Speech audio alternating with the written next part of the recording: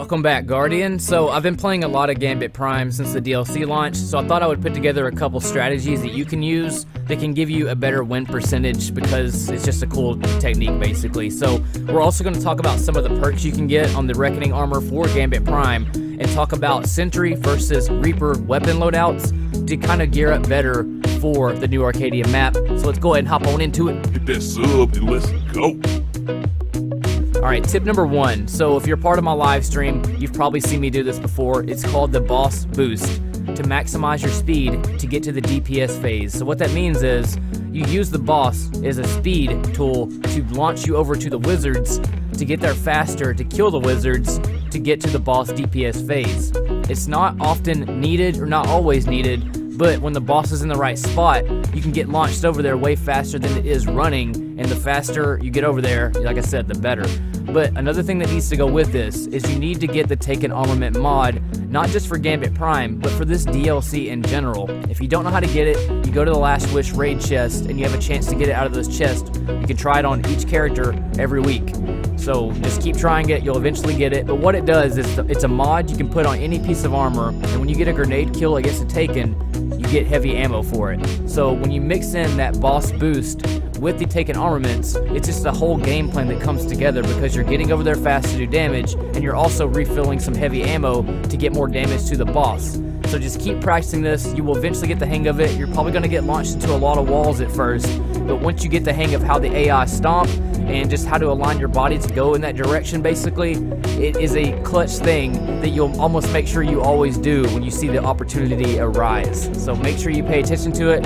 Even if you die a few times, it's probably going to take a few deaths before you get the hang of it, but it's the most clutch thing you can do in a Gambit Prime boss fight and for an Invader as well. Here's a very clutch situation. Pop my induction right here and the impact induction tines basically.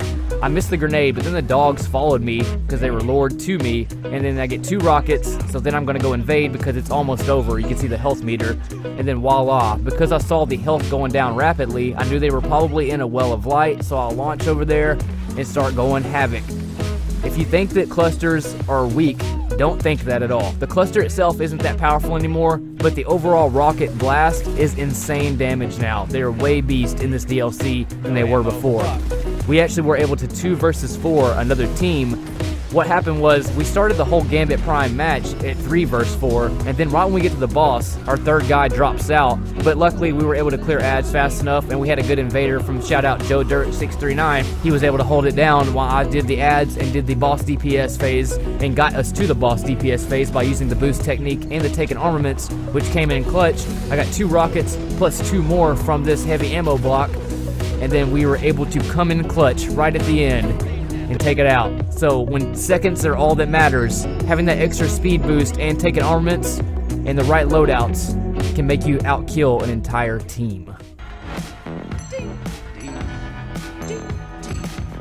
I'll try to explain this next tip to make it sound as cool as possible, but it's really not that cool, but it's just something you need to learn how to react upon when it happens, especially when you're in fast-paced combat where you're constantly running and gunning and you don't really have a lot of time to think about other things than running and gunning basically.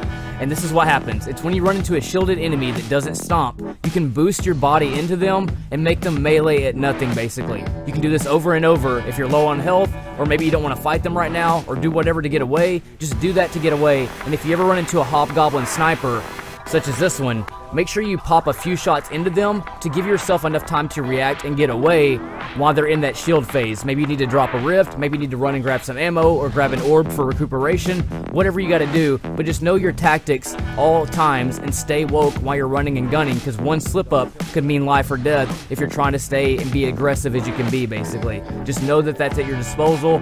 Like I said, it doesn't look that cool, but when you run into it, make that a response, just a reaction, a tactical reaction to just boost into them when it happens. It's like, I don't even think about it anymore because I know that you can do that, and I've been doing it for so long that any time that I run into one, surprisingly, I'll just hit the X button or the jump button and just boost right into them. I'll show it to you one more time.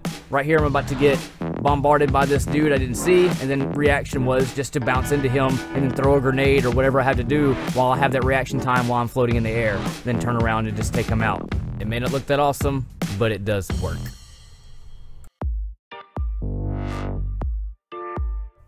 I don't know how many times I've said it, but recuperation is a hand-in-hand tool for anybody trying to go beast mode. I know absolution and other perks that recharge abilities sounds cool when you touch orbs, but what keeps you in the fight longer isn't absolution. It's always recuperation. Right here I made an orb, my shield busts, and I'm about to get stuck against a wall, but luckily I got half my health back before that happened, and I'm able to stay alive this entire time to get away or have time to react to get away. Better Already is another perk that does this, but the sad thing about Better Already is it doesn't give you health automatically right away. It has the ability to start your health regeneration process when you touch an orb, but if you're shot at all during that, it'll stop it. So if you are in the red zone and you touch an orb and then you're shot right after that, it cuts off your health coming back. So it's not worth it. Every time you make orbs is when you do a double kill on a masterwork weapon. So you know that that's a retreat zone. If your shield ever busts, you can always go over there and back out to go touch that orb to get your health back.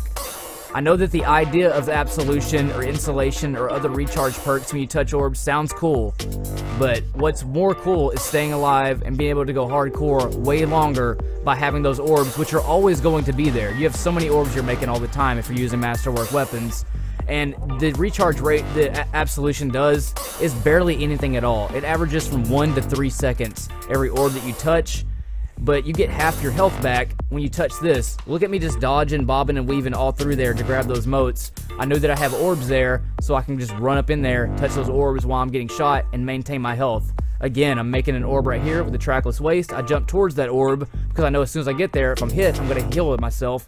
And then I have my rocket right here, which is also masterwork. I'm about to blow them away with that awesome alloy casing reload that comes in clutch right when I need it. And then I shoot this guy, and then I have burn damage, and then boom. I'm about to die from the burn damage, but recuperation keeps me in the fight to where I don't have to go to some death screen over something stupid. Trust me on that. Always go recuperation. Don't ever fall for the absolution or whatever other perks. They're not as beast as recuperation. For the last bit, I kind of wanted to talk about weapon loadouts, Reaper versus Sentry. I made a video before the DLC dropped saying ideal weapons for Reaper would be this, but then the actuality of it, whenever the DLC dropped, was I kind of realized two things. Sentry and Reaper loadouts are completely different. The idea of the Reaper is different than the idea of the Sentry. The Sentry deals with more orange bars and more yellow bars because they're the one defending the moat station, and then your job as a Reaper, 90 to 95% of your battle is only going to be against red bars and orange bars. So what that means is you don't need as hard of hitting weapons being the Reaper as you do as a Sentry. When you're doing the Reaper job, you really need those fast, precise, get them done kills basically, where you can just run in, blast them away with the rocket, which I highly recommend using a rocket if you're a Reaper. It's just one of those shut it down tools immediately, or you can use a machine gun if you wanted to, but I highly recommend the rocket. The buff is just retarded. I mean, one rocket will take out a shielded orange bar, and if they're not dead, you can just go ahead and finish them off with a melee if that's the case, but you need to make sure that you're building out correctly, especially for this map. The only time that I run into any kind of trouble at all is when I run into a yellow bar, but like I said, that's only like 5% of the battle, maybe 10% when that happens, but see that rocket shut all those red bars down every time that happens. Right here, if I'm going to use a super as a Reaper, you don't need to have a real hard hitting super. You need one that lasts a long time to take out more ads per super, because like I said, it's 90% of the time to 95% of the time, the Reaper is only going to face weaker ads. So having a hard hitting weapon that charges slower or a slower firing shotgun can actually kind of slow you down in a way, because you don't really need all that power to take out a red bar or an orange bar, because it takes the same number of shots to use a weaker weapon such as a 660 fusion than it would be to use an 860 fusion. So wasting that, additional charge time or wasting that additional damage when it's not even needed, it's just slowing you down seconds at a time per kill, when you can just keep running through, blasting them away with a rocket or a fast fusion rifle or a fast shotgun or a submachine gun. And then when it comes to supers, like a Hunter, I do probably Raiden Flux or Orpheus Rig. As a Titan, probably Void Shield on the mid-tree or whatever. And, just things like that. But if you're going to be the Sentry, I would do Melting Point as a Titan, or I would do Blade Barrage with the Shards of Galanor on, different things like that. But, I mean, you can see right here, I'm just rolling through and just busting all these dudes down. and taking them down, even if I don't have a real powerful weapon, it's enough, you know what I mean? I have plenty of ammo and plenty of power to keep running and gunning fast, but the slower the charge time, the slower I have to go, because I have to meet what this gun will do and the speed that this gun will run at, basically. So when you're running with like a loaded question or whatever as a Reaper, you're not really doing yourself any favor unless you get to a yellow bar, which is hardly ever going to happen. And when it does happen, the perks of the Reaper is you can buff allied damage against them as long as you're hitting them and stuff. And then one of the perks of the Sentry is when you're in the Well of Light, you buff damage for your allies. So having a weapon like a tractor cannon on, or a sleeper simulant, or any kind of hard-hitting weapon that does debuffs is more ideal for the Sentry than it is for the Reaper. The Reaper's only job is to speed clear as fast as possible, and you need those guns that go as fast as possible. So don't waste your loadout using a slow charge weapon, because that damage is not needed. Not needed at all. Trust me on that. I calculate this stuff so much that I make sure that I have a lot of kills, and I'm doing most of the work on every Gambit Prime team that I ever am on. I'm always more boss damage, most motes, most adds down. These weapons run and gun enough. So it's not like I need a loaded question or the Joe Tune or whatever, because I've got to go as fast as those weapons will let me go. And if it's going to take the same number of shots to kill an ad if I'm using a 660 or a slower charging 860, I might as well get that shot off faster so I can keep moving faster at each kill, you know what I mean? So I'm gaining more seconds from ad to ad versus going, you know, and losing time by slowing my charge and my fire rate down. It may not feel like you're losing that much time when you're firing off a loaded question or a Joe Tune, but I promise you, those kills and those seconds add up.